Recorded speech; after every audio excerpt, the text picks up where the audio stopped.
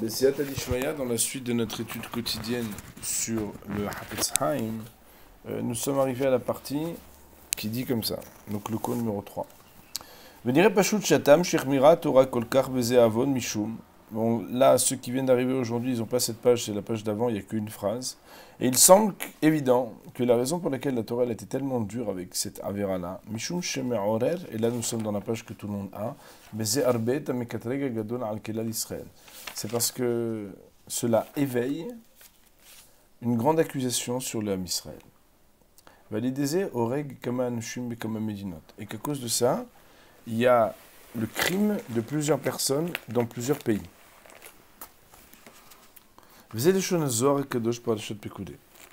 Et voilà le langage du Zohar HaKadosh dans la paracha de Pekoudé.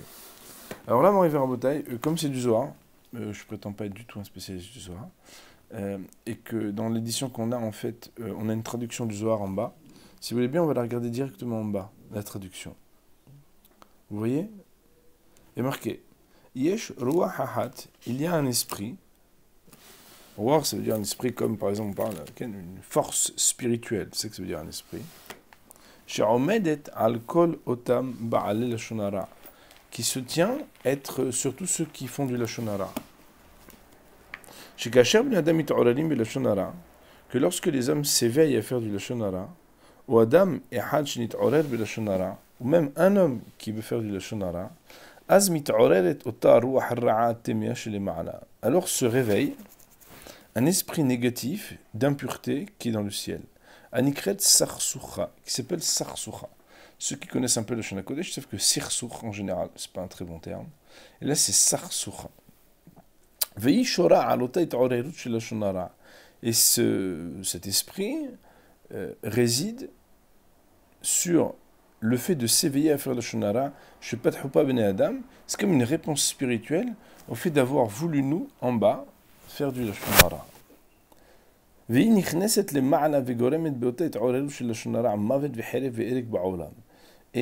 elle rentre dans le ciel, puisqu'elle vient de notre éveil à nous à faire le lashon hara, et elle engendre un éveil de lashon hara, c'est-à-dire, elle engendre par cet éveil de lashon hara, mavet, la mort, herev, le glaive, hereg, on pourrait dire la mort, mais ici, herek, ça veut dire la tuerie, ba'olam dans le monde.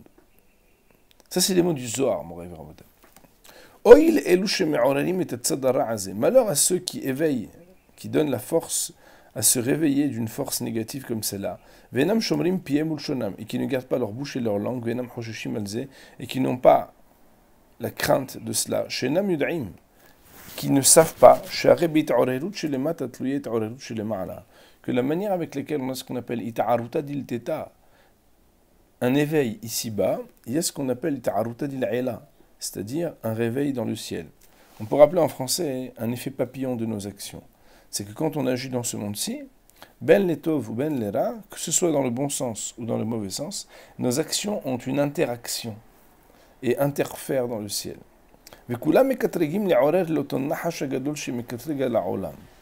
Et tous ceux-là font le kitrug, c'est-à-dire l'accusation, pour réveiller à nouveau le Nahash Hagadol, littéralement le grand serpent, chez Mekatrega La'olam, qui a la possibilité de venir et d'accuser le monde. Et tout cela à cause de la ita'orerut du lashon hara. Lorsque il y a un effet du lashon hara en bas, alors ce lashon hara d'en bas, il donne une force, un ruach, un esprit qui s'appelle Sarsoucha, qui monte dans le ciel et qui, entre guillemets, obtient la permission de venir descendre en bas et frapper les hommes, barminan. Ça, c'est les mots du Zohar qui sont marqués et qui sont donc dans le premier paragraphe qu'on a tout en haut. Continuons à raboter la suite. On peut dire que ça calme ce Zohar. Il est marqué et on pourrait dire que c'est ça l'intention de la Gemara dans Archin, Anal, qui a été cité plus haut. Il y a marqué là-bas, je suis dans le deuxième paragraphe en partant du haut. il grandit ses fautes jusqu'au ciel. Il y a marqué, ils ont placé dans les cieux leur bouche et leur langue marchera sur la terre. A priori, dans cette Gemara, on ne comprend pas le pshat. Qu'est-ce que ça veut dire? Soit tu parles dans le ciel, soit tu parles sur terre. Qu'est-ce que ça veut dire? Il dit le Rav, Pirouche. Cela veut dire, en écho de ce qui est marqué dans le Zohar, bien que sa langue, elle se promène sur la terre, avalpiv shat bashamayim, mais sa bouche est placée sur la terre, sur les cieux. Ça veut dire quoi? Qu'il y a un effet dans le ciel à cause du lashon hara que l'on fait sur la terre. Moray Verabotay. Et c'est comme ça aussi qu'il est marqué dans Tana de Beliaou. Que le lashon hara qu'un homme y raconte, il monte jusqu'au kisei hakavod, jusqu'au trône de l'honneur d'Hachem.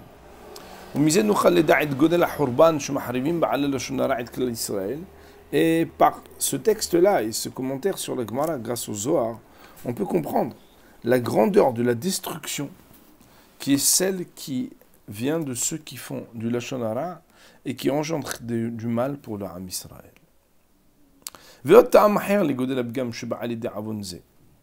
Et une autre raison à la grandeur du défaut et du dommage qui vient à cause de cette faute, que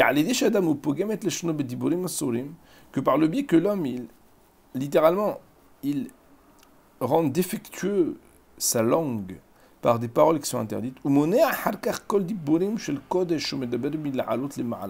il empêche ensuite, parce qu'il a dit des choses qui sont lashon hara, toutes les paroles saintes de pouvoir monter dans le ciel malgré le fait qu'il les dise. Autrement dit, c'est comme si quelqu'un, en fait, il utilise un outil et il l'utilise mal. Et le fait qu'il utilise mal cet outil, qui est ici en l'occurrence sa bouche et sa langue, parce qu'il dit le lashon hara, où il dit des choses qui sont interdites, après quand il veut dire des lashon hakodesh, des paroles qui sont saintes, des divrei Torah, des tfilot, ils ne peuvent pas monter là-haut. C'est le Shon HaZohar Kadosh Parashat Pekoudé. Et il y a un deuxième Zohar dans Parashat Pekoudé, et Moray Verabotay, vous l'avez en bas dans la traduction, vous voyez, il y a le deuxième Targum en dessous, le deuxième astérisque tout en bas. Il y a marqué là-bas, on va le lire directement.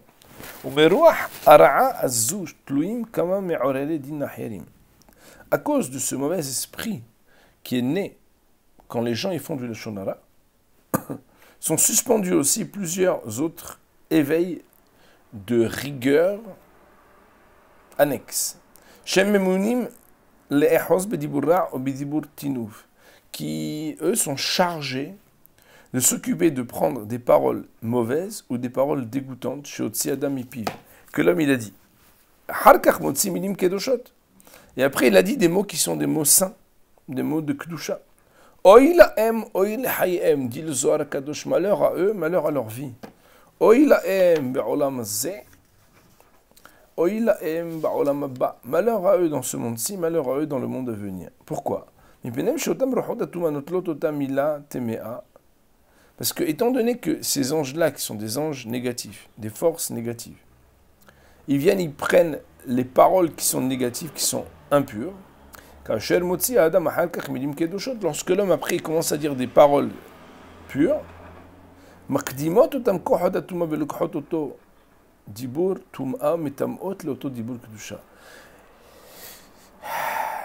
ces forces d'impureté viennent prendre la parole impure et viennent avec la parole impure, écoutez bien Rabotai, souiller et rendre impure la parole de Kedusha.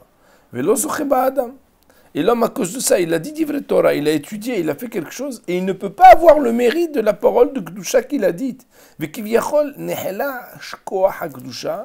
Et si on peut s'exprimer ainsi, la force de la Kedusha, elle s'amenuit, elle devient plus petite, elle devient moins grande à cause de ça. Autrement dit, Moray Verabotay, le Rabbi nous dit ici, au nom du Zohar Kadosh, que lorsqu'un homme il dit des paroles qui sont interdites, le shonara, le chilou, tout ce qu'on va dire là, alors étant donné que l'ange il a pris, la force spirituelle elle a pris ces paroles qui sont négatives, si après il sort des paroles de Kedusha, la souillure elle fait que ce kohatuma, il vient te métamer les paroles de Kedusha.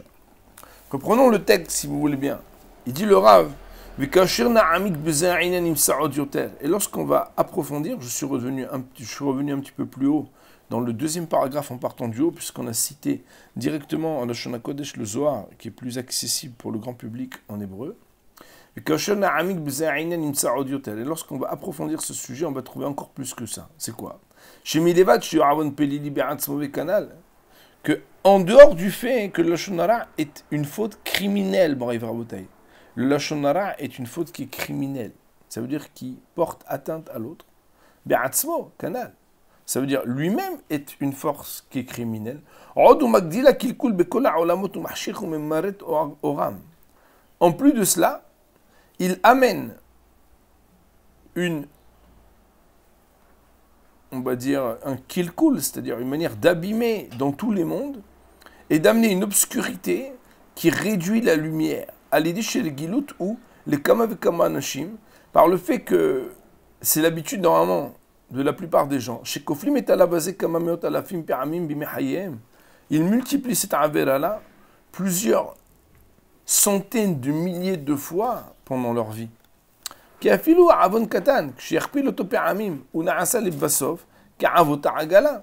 que quand Behemet, on prend et on refait, et on refait, et on refait, et on refait la même chose, à la fin, ça devient quelque chose qui est très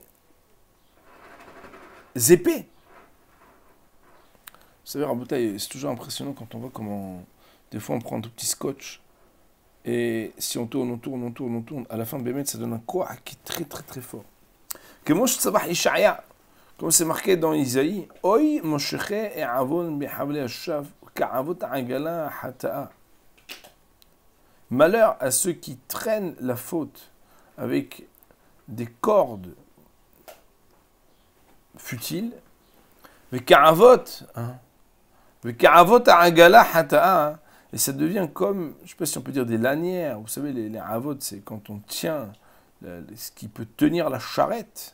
Devient la faute. Autrement dit, c'est quelque chose qui est très solide, malheureusement. Et si on veut prendre une parabole, il nous dit le Rav, c'est le fil de soie.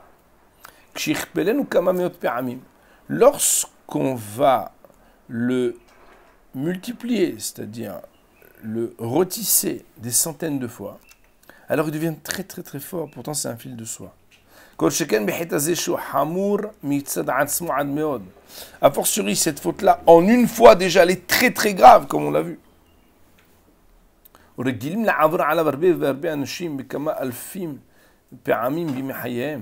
Ils sont habitués de la transgresser beaucoup de personnes, des milliers et des milliers de fois durant leur vie. Et ils ne prennent pas sur eux de se garder de cette avera. Alors que la manière avec laquelle, indépendamment du mal qui est fait dans ce monde-ci, l'incidence et les conséquences dans le ciel sont absolument pas mesurables, tellement elles sont énormes et immenses.